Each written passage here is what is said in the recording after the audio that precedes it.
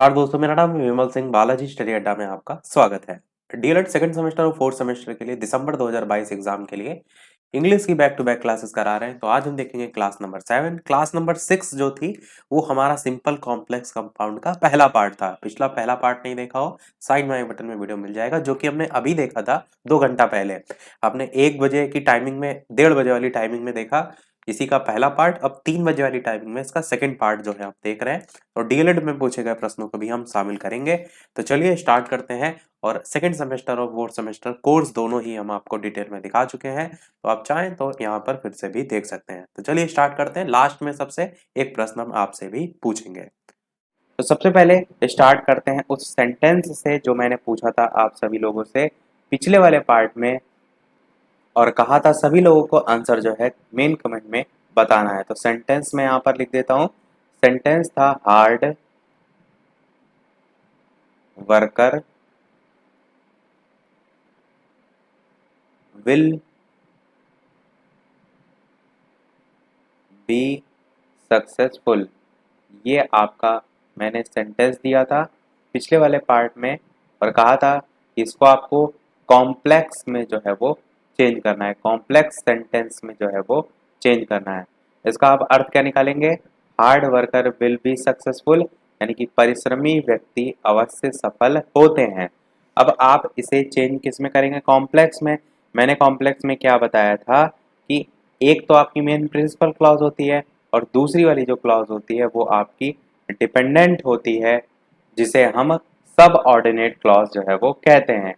तो यही दो का यूज होगा। अब यहाँ पर सेंटेंस आप क्या बनाएंगे? Hard worker will be successful का हिंदी में अगर बात करें तो आप कह सकते हैं परिश्रमी व्यक्ति सफल होते हैं। तो आप कहेंगे जो व्यक्ति परिश्रमी होते हैं वे अवश्य सफल होते हैं। इस प्रकार से आप बना सकते हैं हिंदी में। इंग्लिश में हम किस प्रकार इसको बनाएंगे कि people who are hard worker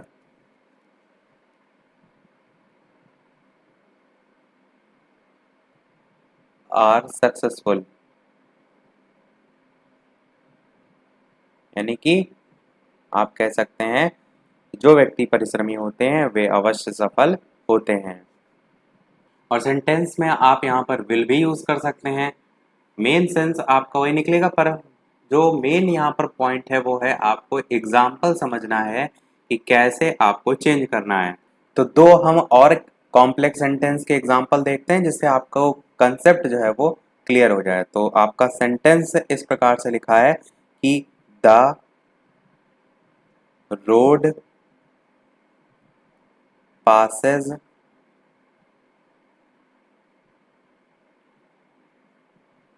through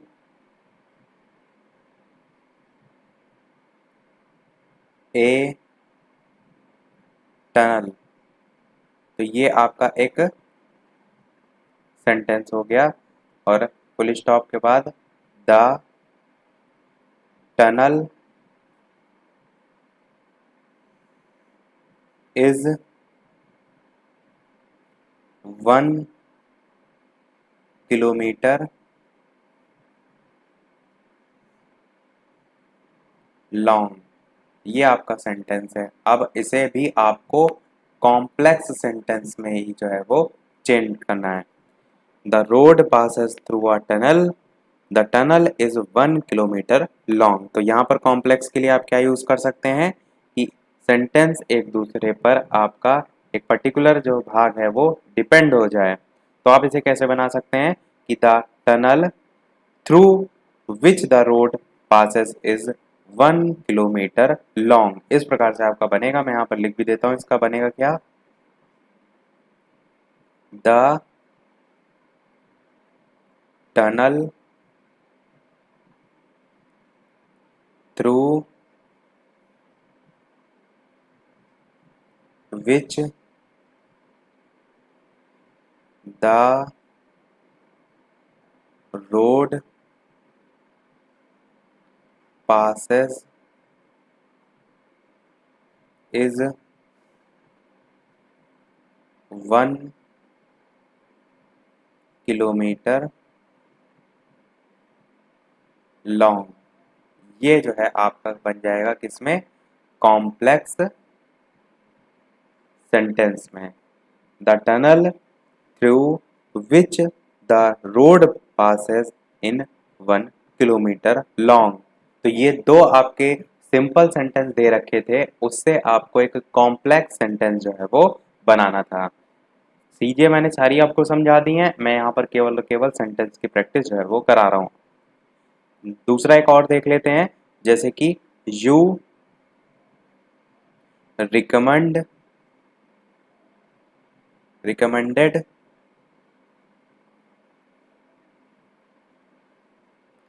यहाँ पर सी आ जाएगा आपका, RECOMMENDED।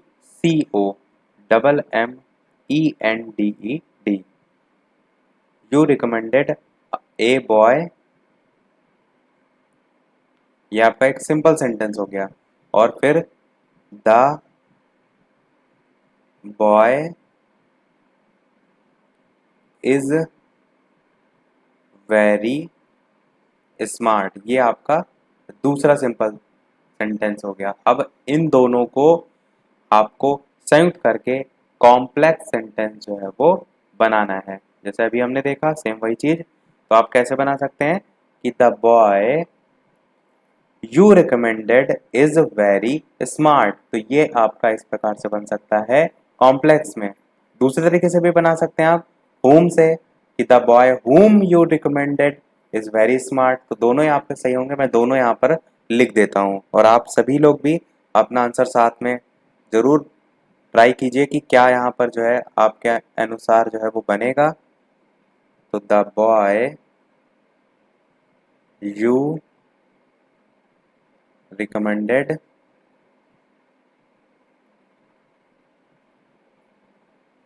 इज वेरी स्मार्ट, एक तो इस तरीके से बन सकता है।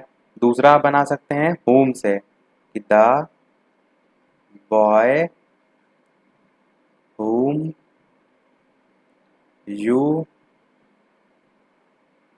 रिकमेंडेड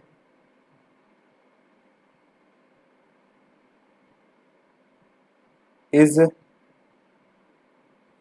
वेरी स्मार्ट, तो दूसरा आपका इस तरीके से भी बन सकता है। सेंस आपका निकलेगा कॉम्प्लेक्स का ही, पर तरीका आप दोनों में से कोई भी चुनाव कर सकते हैं। बाकी सारी चीजें मैंने आपको पहले ही बताई थी। तो ये हमने जो सेंटेंस देखे वो देखे अभी तक सरल यानी कि सिंपल सेंटेंस से मिश्रित यानी कि कॉम्प्लेक्स में। सिंपल से कॉम्प्लेक्स में देखे, अब हम किस में देखेंगे, दूसरा नंबर आपका कंपाउंड जो है सेंटेंस, इससे कॉम्प्लेक्स सेंटेंस में, तो इनमें हम देखेंगे। मैंने बता पहले ही दिया था आपको, कॉम्प्लेक्स तो अभी मैं करा रहा था, कंपाउंड मैंने आपको पहले बता दिया था कि दो आपकी इंडिपेंडेंट जो है वो क्लॉज होती हैं, जो कि आपकी जो कंजक्शन है उससे जुड़ी रहती हैं, जैसे कि एंड हो गया, बट हो गया, इस टाइप से सारी चीजें आपको कंपाउंड में देखने को मिलती हैं। और कोऑर्डिनेट क्लॉज के बारे में भी मैंने आपको बताया था कि कोऑर्डिनेट क्लॉज के लेकर के कंपाउंड सेंटेंस में आपका समान पदी जो है वो होती है चीजें, जैसे कि God made the country and the man made the town, ये मैंने आपको पिछले वाले में कराया था। अब सेंटेंस में यहाँ पर लिखता हूँ जिसके माध्यम से हम समझेंगे। तो सेंटेंस आपका पहला नंबर यहाँ पर लिख देते हैं कि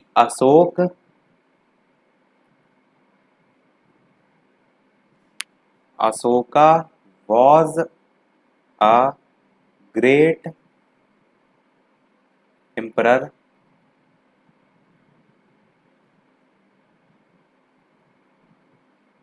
and he was a follower of Buddhism. ये जो है आपका सेंटेंस है। कहने का मतलब क्या है कि अशोक एक महान जो है वो सम्राट था और वो बौद्ध धर्म का अनुयायी था। ये आपका कंपाउंड सेंटेंस है, क्योंकि यहाँ पर एंड लगा हुआ है, इससे ही आप पहचान रहे हैं। मैंने सभी वर्ड भी लिख दिए थे पिछले वाले वीडियो में, ताकि आप जो है वो पहचान लें। तो ये आपका एक कंपाउंड सेंटेंस है जिसे आपको कॉम्प्लेक्स सेंटेंस में जो है वो बदलना है। सेंटेंस आपका क्या है? अशोक एक महान सम्राट था। Ashoka was a great emperor and he was a follower of Buddhism, यानी कि वह बौद्ध धर्म का अनुयायी था। अब आप जब इसे कॉम्प्लेक्स में चेंज करेंगे तो कॉम्प्लेक्स के सभी रूल आपको पता है कि अभी जैसे हमने देखा था कि सिंपल से कॉम्प्लेक्स में, तो मैंने कॉम्प्लेक्स में बताया था कि एक आपका प्रिंसिपल क्लॉज होगी और एक कम से कम एक आपकी जो है वो डिपेंडेंट क्लॉज भी आप कह सकते हैं या सब ऑर्डिनेट क्लॉज भी कह सकते हैं। तो आप इसको कैसे बनाएंगे? आप कहेंगे कि अशोक जो महान सम्राट था, बौद्ध धर्म का अनुयायी था। इस प्रकार से आप इसे कह सकते हैं। इंग्लिश में अगर बात करें तो आप कहेंगे Ashoka comma who was a great emperor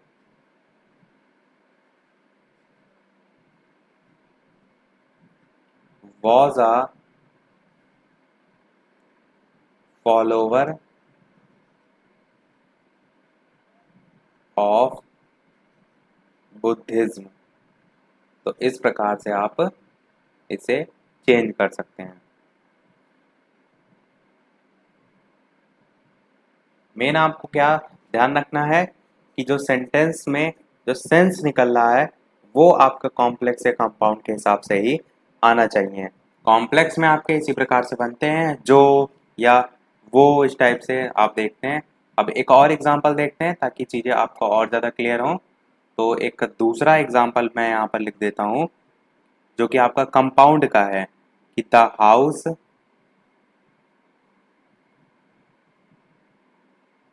is 3 floor F LOOR। The house is 3 floor and 3 family live there. 3 family live there। ये आपका जो है वो सेंटेंस है कि वह मकान 3 मंजिला है और वहां 3 परिवार रहते हैं। किसका एग्जाम्पल है ये आपका कंपाउंड सेंटेंस का है। चेंज किस में करना है आपको? कॉम्प्लेक्स सेंटेंस में चेंज करना है। तो कॉम्प्लेक्स में क्या हो जाएगा?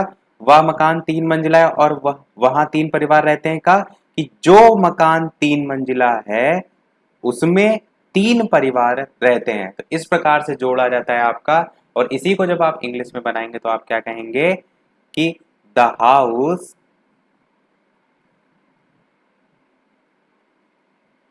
which is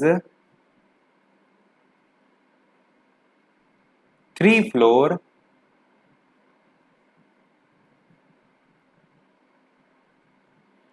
तीन मंजिला है, इसमें 3, the house which is 3 floor और कॉमा यहां पर लगाकर इज 3 फैमिली लिव देयर, तो होम ऑफ 3 फैमिली। तो इसी प्रकार मैंने क्या कहा आपसे कि सेंटेंस का जो मतलब है वो भी उसी स्ट्रक्चर के अकॉर्डिंग निकलना चाहिए। इसका भी विशेष ध्यान देना है आपको। ऐसा नहीं कि यहाँ पर लिखा है 3 फैमिली लिव देयर तो आपने भी वही लिख दिया। आपको सेंटेंस के अर्थ के अकॉर्डिंग आगे पीछे करना है। इज होम ऑफ 3 फैमिली, मैंने क्या बोला कि जो मकान 3 मंजिला है उसमें 3 परिवार रहते हैं। तो the house which is 3 floor is home of 3 family. तो ये आपका कॉम्प्लेक्स में हो जाएगा, ये आपका कंपाउंड में जो है वो हो जाएगा। तो अब तीनों ही टाइप के हमने देख लिए। सिंपल से जो आपका चेंज होता है कॉम्प्लेक्स में और इसी प्रकार सिंपल से कंपाउंड में। तो अब आप वापस से अपोजिट में भी चेंज कर सकते हैं। जब सिंपल से कॉम्प्लेक्स देख लिया तो कॉम्प्लेक्स से सिंपल में भी आप चेंज कर सकते हैं। इसी प्रकार कंपाउंड से सिंपल में भी आप चेंज कर सकते हैं। और कंपाउंड से कॉम्प्लेक्स यहाँ मैंने देखा ही है, तो ये कंपाउंड था ऊपर वाला, ये कॉम्प्लेक्स नीचे वाला। तो इसी प्रकार जस्ट अपोजिट में भी आप कॉम्प्लेक्स से कंपाउंड में भी चेंज कर सकते हैं। तो जितने भी टाइप के आ सकते थे चेंज करने वाले वो मैंने एक एक करके देख लिए। अब हम क्या करते हैं, डीएलएड में जो पूछे गए प्रश्न हैं उनको एक एक करके उठाते हैं और उनको देखते हैं कि कैसे जो है आप करेंगे।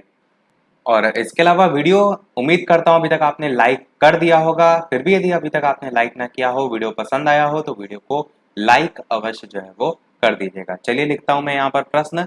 तो क्वेश्चन आपका डीएलएड चतुर्थ सेमेस्टर से है, 2017 में पूछा गया था सेंटेंस कि he worked hard but he failed. ये आपका सेंटेंस जो है वो आया था। कब आया था वो भी मैं लिख देता हूँ। डीएलएड जो है इसके 2017 के फोर्थ सेमेस्टर के पेपर में चेंज आपको किस में करना था, तो इसको चेंज आपको कॉम्प्लेक्स सेंटेंस में जो है वो करना था। तो जल्दी से सब लोग ट्राई कीजिए, बताइए कौन सा जो है वो आप यहाँ पर रूल यूज करेंगे, क्या सारी चीजें बदलाव करेंगे और कैसे जो है आपका सेंटेंस बनेगा।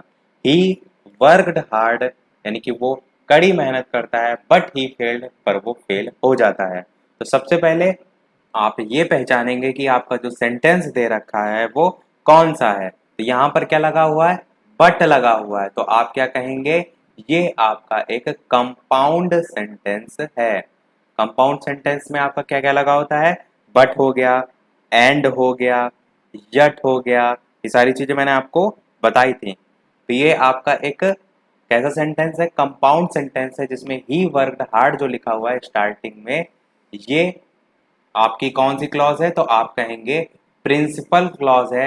यानी कि ये अपने आप में कह सकते हैं सेल्फ डिपेंडेंट सेंटेंस है। इसे कंप्लीट आप सेंस जो है वो कह सकते हैं। ही वर्क हार्ड यानी कि वो कड़ी मेहनत करता है, आप कहेंगे एक पूर्ण अर्थ जो है वो दे रहा है, यानी कि ये एक प्रिंसिपल क्लॉज है। दूसरी वाली क्या है, बट ही फेल्ड, दूसरी वाली आपकी है कोऑर्डिनेट क्लॉज, जो कि पहले वाले के ही समान जो है वो होती है। उसी की बात की जा रही है कि he work hard but he failed. और दूसरी वाली आपकी क्या हो जाएगी, बट ही फेल्ड वाला, ये आप कहेंगे कोऑर्डिनेट क्लॉज जो है वो हो जाएगा। अब आते हैं जिस पर चेंज कर रहे हैं हमें, यानी कि कॉम्प्लेक्स सेंटेंस में। तो कॉम्प्लेक्स सेंटेंस में आपकी एक प्रिंसिपल क्लॉज होती है, मैंने बताया था कल, और साथ ही साथ कम से कम एक सब ऑर्डिनेट क्लॉज जो है वो होती है। सब ऑर्डिनेट क्लॉज का मतलब है एक दूसरे पर डिपेंड हो, सेल्फ डिपेंडेंट ना हो, दूसरे पर डिपेंड हो, और प्रिंसिपल जो है वो डिपेंडेंट होती है। तो अब सेंटेंस आप क्या बनाएंगे, सेंटेंस आप बनाएंगे कि although he worked hard he failed. तो इस प्रकार से आपका सेंटेंस बनेगा, ऑल्दो ALTHOUGH,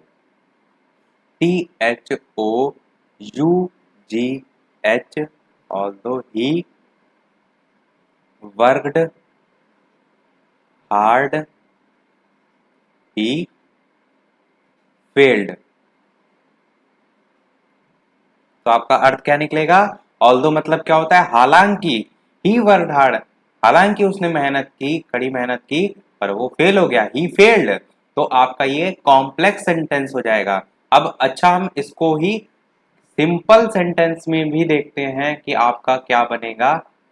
तो तीनों एक साथ देखने से आपको समझ में आ जाएगा। तो सिंपल में आप क्या बनाएंगे, पहला तो सेंटेंस आपका इस प्रकार हो जाएगा कि ही वर्कड हार्ड और फुल स्टॉप, और दूसरा हो जाएगा इसी प्रकार ही फेल्ड। तो देखिए, अब आपको ज्यादा बेहतर तरीके से समझ में आएगा जब तीनों ही टाइप के सेंटेंस एक साथ जो है वो लिखे हैं। तो सबसे पहले ही आप देख रहे हैं simple, he worked hard he failed. तो आप देख रहे हैं दो सिंपल सेंटेंस यहाँ पर लिखे हुए हैं।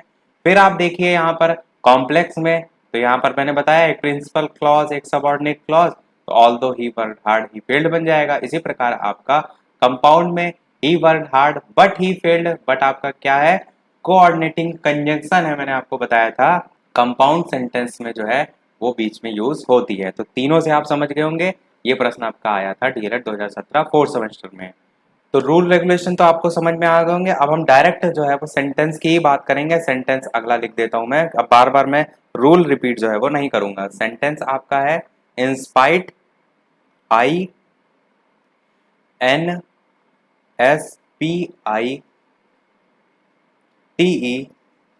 in spite of working hard। देखिए सेंटेंस वही था, बस थोड़ा सा अलग तरीके से पूछा गया था। ही फेल्ड, ये आपका सेंटेंस आया था डीएलएड के 2018 के 4th सेमेस्टर के पेपर में। सेकंड सेमेस्टर में ये आपका कोई ऐसा क्वेश्चन ही नहीं था, इसीलिए सब 4th सेमेस्टर के हम यहाँ पर क्वेश्चन देख रहे हैं। तो इसको आपको चेंज करना था, किसमें चेंज करना था? तो आप कहेंगे इसे आपको कॉम्प्लेक्स में चेंज करना था। अधिकतर कॉम्प्लेक्स ही पूछा जाता है। देखिए पहला भी कॉम्प्लेक्स से इससे पहले पूछा गया था, ये भी। तो सेंटेंस आपका क्या बनेगा? मैं डायरेक्ट सेंटेंस लिख रहा हूं, तो सेंटेंस आपका बन जाएगा 2THOUGH he worked hard he failed.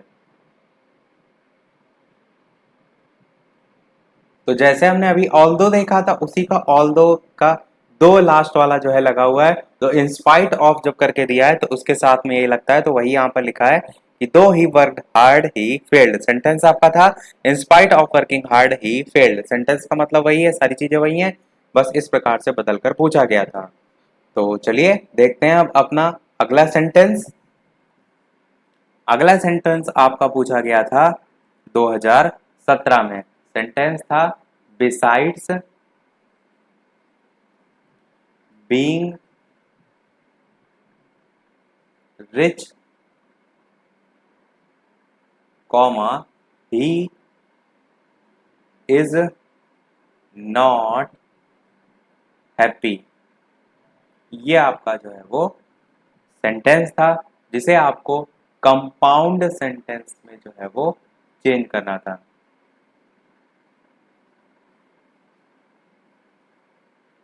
तो ये आपका सेंटेंस था, और पूछा कब गया था वो भी मैं आपको लिख देता हूँ यहाँ पर जल्दी से। तब तक आप टाइप कीजिए कि क्या जो है सेंटेंस का बनेगा। डीएलएड के 2017 में जो है वो 4th सेमेस्टर में जो है वो पूछा गया था। तो ये सेंटेंस है आपका। मतलब क्या इसका निकलेगा कि besides being rich he is not happy. Beside का अगर नॉर्मली अर्थ बात करें तो आपका होता है इसके अलावा, पर यहाँ पर सेंटेंस में अर्थ क्या निकलेगा कि वो अमीर होने के बावजूद भी जो है वो खुश नहीं है। अब इसे आपको कंपाउंड में चेंज करना है। तो कंपाउंड में मैंने क्या बताया था? एंड, बट, यट, ये सारी चीजें आती हैं। तो आप कैसे अलग अलग दो बना सकते हैं सेंटेंस यहाँ से कि ही इज रिच। पहला तो ये बन जाएगा कि वो अमीर है, तो मैं यहां पर लिख देता हूं क्या? ही इज रिच, और फिर जोड़ेंगे किससे आप? एंड से जोड़ दीजिए। ही इज रिच एंड, नहीं एंड से जोड़ेंगे तो और के सेंस में आएगा, पर यहां पर कंडीशन आ रही है कि होने के बावजूद भी। तो आप यहां पर क्या करेंगे? ही इज रिच बट लगाएंगे कि वो अमीर है पर खुश नहीं है। तो क्या कहेंगे? But he is not happy. ये आपका जो है वो सही होगा। तो इसीलिए मैंने आपसे कहा कि जो सेंटेंस है उसका क्या अर्थ निकल रहा है उसको समझ लीजिए, इससे आपका कभी गलत नहीं होगा। तो ये आपका सेंटेंस बन जाएगा। अब देखते हैं 2016 में जो पूछा गया था वो प्रश्न, और उसका जो है वो क्या बनेगा। और आप सभी लोग प्रैक्टिस अवश्य कीजिए, कहीं से भी बुक अरेंज करके, जो भी जितने से अधिक सेंटेंस हो सकते हैं, क्योंकि आप प्रैक्टिस नहीं करेंगे तब तक आपको नहीं आएगा। आपको ज़्यादा से ज़्यादा मैथ की प्रैक्टिस करनी है, और साथ ही साथ इंग्लिश की भी प्रैक्टिस करनी है, क्योंकि ये थोड़े से ऐसे विषय हैं जिसमें लोगों की बैक ज़्यादा आने की संभावना रहती है। इसीलिए मैंने सबसे पहले मैथ से ही स्टार्ट किया था, मैथ का पूरा कोर्स फिनिश करा दिया, उसके बाद ही मैंने क्या किया? इंग्लिश स्टार्ट किया है। ये सारी चीज़ें ध्यान रख के ही मैंने जो है सब शुरू की हैं, क्योंकि साइंस, सोशल साइंस, तो वो तो मैं फर्स्ट डिवीजन में सारी चीज़ें कवर करा दूंगा। तो ये पूछा कब गया था? डीएलएड के 2016 के 4th सेमेस्टर के पेपर में। चेंज किस में करना है इसको आपको? तो कॉम्प्लेक्स सेंटेंस में जो है वो चेंज करना है कि he lives somewhere I do not know it, कि वो कहीं रहता है, मुझे नहीं मालूम वो कहाँ रहता है। तो आपका ये एक सेंटेंस कैसा है? तो आप देखेंगे, कहेंगे ये एक सिंपल सेंटेंस पहला है, दूसरा वाला एक सिंपल सेंटेंस है। तो कॉम्प्लेक्स में चेंज करने के लिए आप कैसे बनाएंगे कि मुझे नहीं, आप इसको एक ही सेंटेंस में बोल के देखिए कि ही लिव्स समवेयर, कि वो कहीं रहता है, आई डू नॉट नो इट, मुझे नहीं पता। तो आप इसको एक ही सेंटेंस में बोलेंगे तो कैसे बोलेंगे कि वो कहीं रहता है, मैं नहीं जानता, या I do not know where he lives, इस टाइप से बनेगा। तो आप यहां पर क्या लिख सकते हैं कॉम्प्लेक्स में, इसी को इंग्लिश में, कि I do not know where he lives. इतना सिंपल सा सोचिए प्रश्न था, आसानी से आप ऐसे कर सकते थे। तो अर्थ निकाल के भी कर सकते हैं, बाकी रूल रेगुलेशन का यूज करके भी कर सकते हैं, जो मैंने सारी प्रिंसिपल क्लॉज वो सारी चीजें बताई। अर्थ निकाल के मैं उन लोगों के लिए बता रहा हूँ जिनको इंग्लिश बिल्कुल नहीं पल्ले पड़ती। तो आपको क्या करना है, सेंटेंस का अर्थ समझना है क्या कह रहा है, उसको हिंदी में ट्रांसलेट करना है, और उसी को ही कॉम्प्लेक्स में, अगर यहाँ पर देखे कंपाउंड लिखा होता तब हम क्या करते, तब ये थोड़ा नहीं कहते कि मैं नहीं, ये नहीं जानता कि वो कहाँ रहता है, तब हम दो सेंटेंस को जोड़ने का कार्य करते हैं, वही आपका एंड वगैरह उन सारी चीजों से। अब देखते हैं 2016 में जो पूछा गया था प्रश्न वो, तो सेंटेंस आपका क्या था, द एनिमल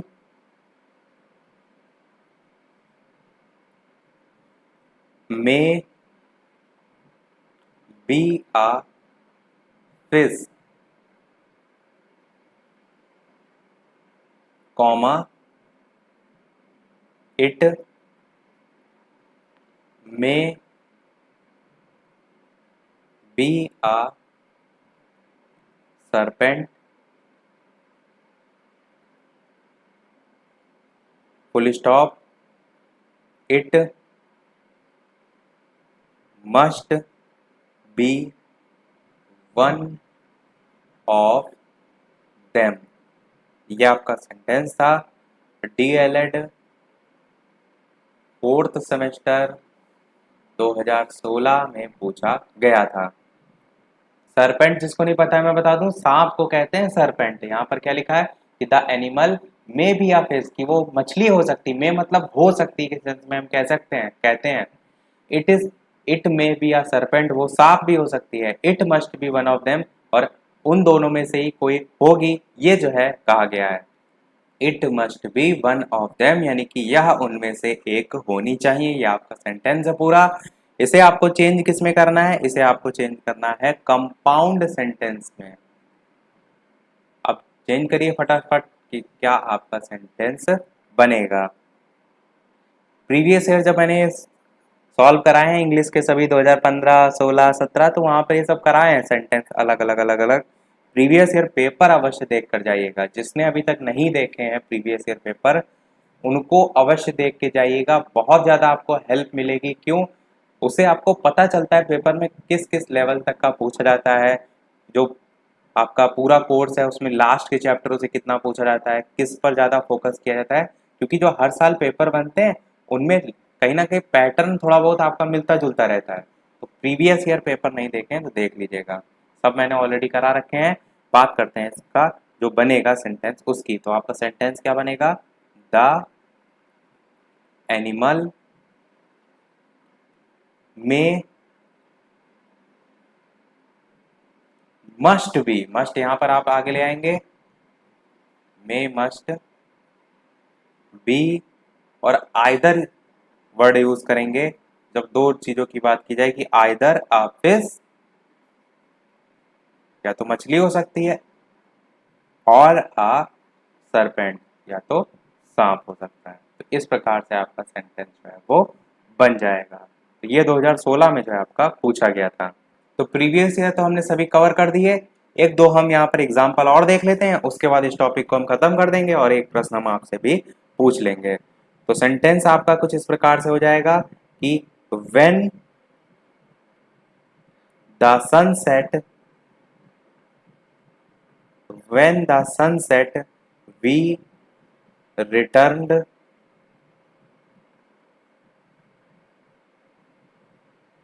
होम। ये आपका सेंटेंस है।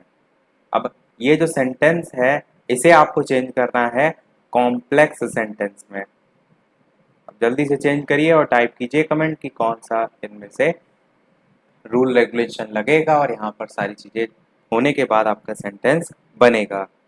तो कॉम्प्लेक्स सेंटेंस बनाना है when the sunset we return home, जब सूरज उगता है तो हम घर वापस लौट आते हैं। तो आप इसको कैसे कॉम्प्लेक्स में चेंज करेंगे?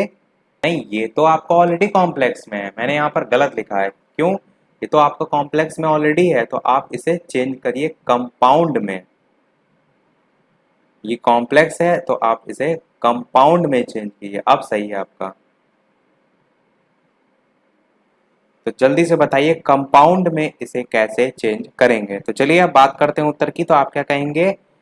कंपाउंड के लिए मैंने क्या बताया था? एंड और इस टाइप से सेंटेंस दो को जोड़ने के सेंस में। तो आप कहेंगे द सनसेट, एक सेंटेंस आपका ये हो जाएगा, और जोड़ेंगे आप इसे एंड से, वी रिटर्न होम। ये आपका जो है वो सेंटेंस हो जाएगा। यहाँ पर बट नहीं लगेगा क्योंकि किसी प्रकार की शर्त नहीं दे रखी है, तो नॉर्मल बात कही जा रही है। तो आप क्या कहेंगे? The sunset and we return home. और देखते हैं सेंटेंस एक दो, जैसे कि आपका अब सेंटेंस एंड वाला ही देख लेते हैं। जैसे कि आप क्या कहेंगे? आदित्य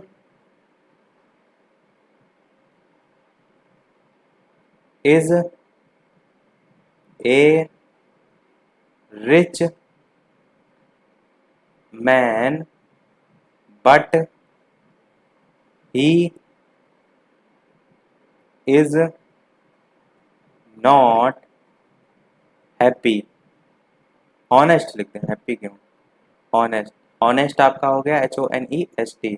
ऑनेस्ट पढ़ते हैं इसे, हॉ नहीं पढ़ते हैं, एच जो है आपका साइलेंट रहता है। Aditya is a rich man but he is not honest. ये आपका सेंटेंस कैसा है? बट लगा हुआ है, तो आप क्या कहेंगे? कंपाउंड सेंटेंस है। चेंज किसी को में करना है आपको? कॉम्प्लेक्स में करना है। तो कॉम्प्लेक्स में जल्दी से चेंज कीजिए और बताइए क्या बनेगा। तो कॉम्प्लेक्स में चेंज करने के लिए आप वर्ड यूज करते हैं वो जो एक दूसरे को जोड़ने का काम करें, यानी कि इस प्रकार से जोड़ने का कि सेंटेंस एक दूसरे पर डिपेंड हो। जैसे Aditya is a rich man but he is not honest, तो आप कहेंगे कि Aditya is not honest although he is a rich man. मैंने आपको क्या बताया था कि जब ये सेंटेंस आपका अफर्मेटिव में होता है तब आपका जो कॉम्प्लेक्स है वो निगेटिव में बनता है। पिछला वाला पार्ट में सारी चीजें मैंने इसीलिए रूल रेगुलेशन आपको अलग से बता दिए थे। तो यहां से आपका क्या बनेगा? Aditya is not honest although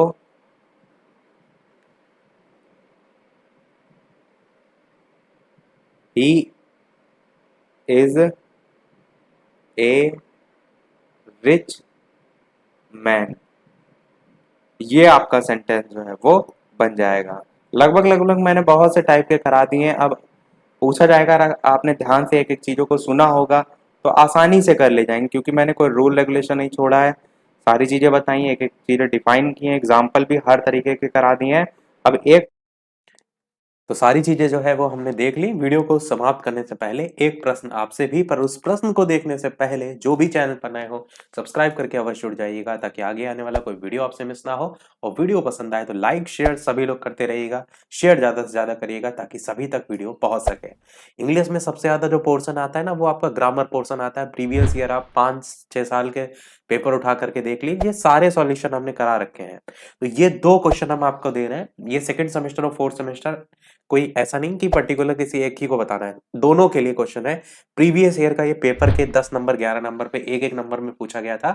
2020 का पेपर है जहां तक मुझे याद है। तो मेन आपको ये फोकस करना है, ग्रामर पोर्शन आपका एकदम पक्का होना चाहिए। तो 2 क्वेश्चन हम देख रहे हैं।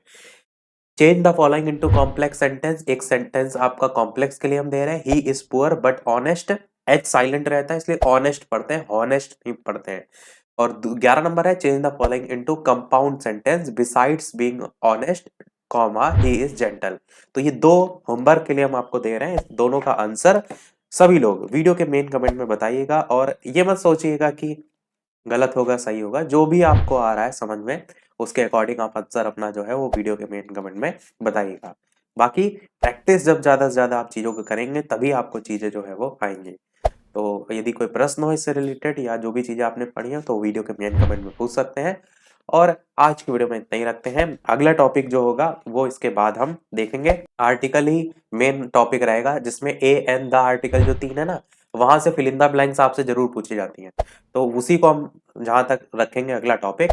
तो आज की वीडियो में इतना ही रखते हैं। मिलते हैं अगले वीडियो में कुछ नए प्रश्नों के साथ, नए टॉपिक के साथ। लाइव टाइमिंग दोपहर के 3 बजे और शाम के 8 बजे है, जो फिक्स है काफ़ी समय से। उसमें 3 बजे वाली टाइमिंग में हम ये वीडियो जो है अभी देख रहे हैं। तो लाइव आकर भी वीडियो आप देख सकते हैं। तो मिलते हैं अगले वीडियो में, तब तक के लिए नमस्कार, जय हिंद।